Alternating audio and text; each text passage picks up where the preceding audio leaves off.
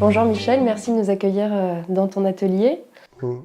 On t'a demandé de préparer un mot, une date et une œuvre. On va commencer par le mot. Quel est le mot que tu as choisi? Alors le mot, c'est le dormeur éveillé. Qu'est-ce que ça signifie, ce dormeur éveillé? Le dormeur éveillé, c'est une phrase qui a été écrite par Gaston Bachelard, qui est un philosophe de la fin du 19e, début du 20e, un philosophe mathématicien et poète, qui, par ce terme-là, explique que la vie, enfin le vivant, le réel, est en continu juxtaposé au monde des songes, au monde des rêves. Et en fait, comme la nuit, quand on rêve, on fait appel à ces images, mais qui ne sont pas vraiment des images, qui sont des pensées. Et dans le plan diurne, c'est-à-dire dans la journée, on peut voir ça comme les songes, des songes.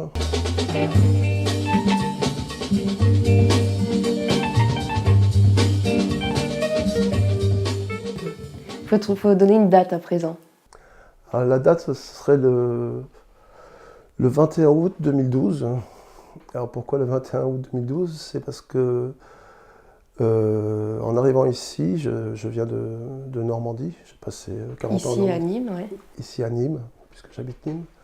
Donc quand j'ai emménagé à Nîmes, dans l'entrée de la maison, il y avait un très grand morceau de linoléum.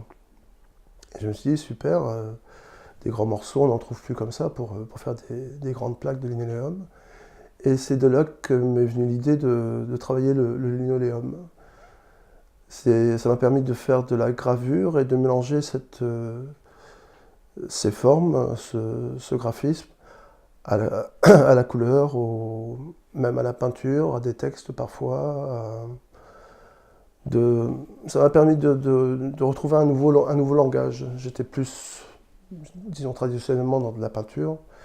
Et ça m'a permis de découvrir une autre forme d'écriture que je travaille depuis 5 ans et que je développe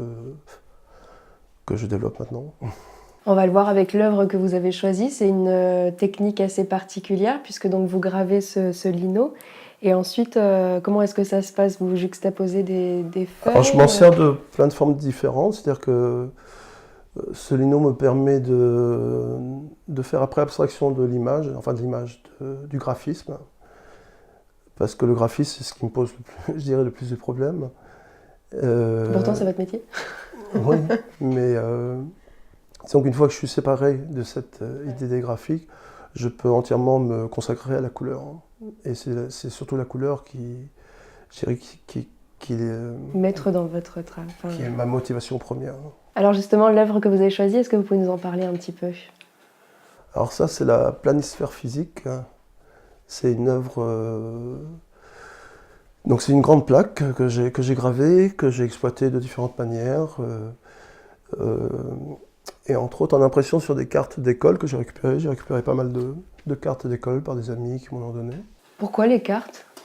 Parce que les cartes, je trouve, amènent à cette idée de dormeur éveillé. C'est-à-dire que elles ont la particularité d'une carte, c'est d'ouvrir à l'imaginaire, au songe, à l'aventure, au voyage, à l'aventure. Et après, pourquoi cette image-là? C'est parce que déjà c'est la planisphère physique. Donc comme dit son nom, la planisphère, c'est c'est la Terre vue à plat, ce qui peut paraître aberrant. Enfin, je sais qu'il y a des gens qui pensent que la Terre Qui est plate, pense encore que... mais c'est mettre à plat une sphère. Et Est-ce que vous avez représenté dessus? Est-ce que vous pouvez nous en expliquer le lien? bah, c'est des impressions de ces fameux songes de méditation qui me parcourent tous les jours. Et l'idée de la Terre, j'ai entendu un interview de Pierre Rabhi il y a quelques jours où il parlait de la Terre comme notre astronef. C'est-à-dire, pourquoi se créer autant de problèmes, autant d'idées de vouloir la quitter, de vouloir conquérir l'espace, alors qu'on est à cheval sur un astronef qui traverse l'espace sidéral à une vitesse monumentale. En plus, on a tout ce qu'il faut pour manger, pour vivre. Mais le problème, c'est que le bonheur n'a pas l'air de se profiler. Et je crois que c'est surtout ça qu'il faut travailler. C'est-à-dire que la Terre est en premier lieu malade du bonheur. Ça mène à la réflexion, d'où le dormeur éveillé. D'où le dormeur éveillé. Merci Michel.